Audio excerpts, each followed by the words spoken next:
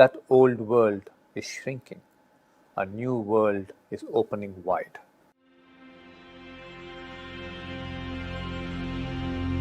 This is indeed a hard time for many young people, especially for those who must be graduating at this point in time and emerging into the market looking for jobs. But this need not sink your hopes for a greater future. I would tell every young person out there to realize that this crisis can be an incredible doorway to new opportunities and a new world. You need to shake off the old worldview and look at the world afresh. If you, however, look to the dying old world to build your future, you will move into desperation and helplessness. Because that old world is shrinking. A new world is opening wide. To enter this new world, you need to shift from an exploitative tendency towards nature to one of respect and symbiosis with nature. You have to build careers on paths that consider the well-being of nature. You need to shift your career frameworks from the old world that was stuck extensively to the brick and mortar structures to the new world that will increasingly orient to online world, to the virtual world and the internet world.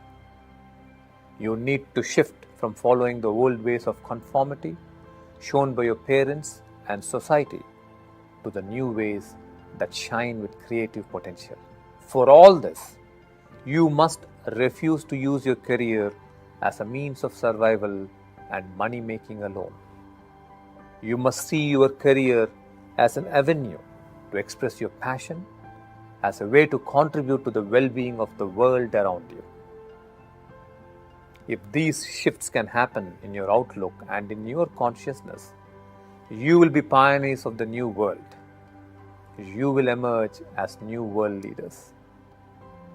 Let us now take a look at the big picture. Let us not speak of the present crisis alone, but of the future generations too. It is unfortunate that education in early years of a child's life in many parts of the world is structured to tame and discipline the child than nurture and support the natural explosive creative potential of a child. Education for a couple of 100 years has got so structured that it is destroying the curiosity and playfulness that is natural to childhood and has the potential to later become genius. Education in most countries and at most stages sadly is a cookie-cutter education. It is one kind of learning dished out at one speed for all. But does not every student have their own rhythms of learning, their own unique creative potential that would flower at different stages of their life?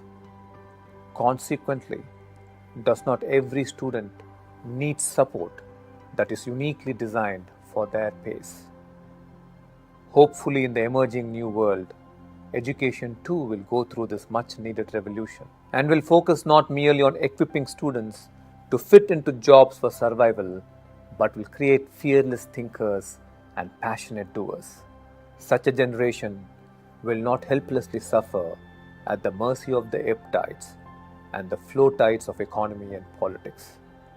Young people who will go through this transformed education can adapt themselves to any kind of changes in the world and live joyfully and meaningful lives.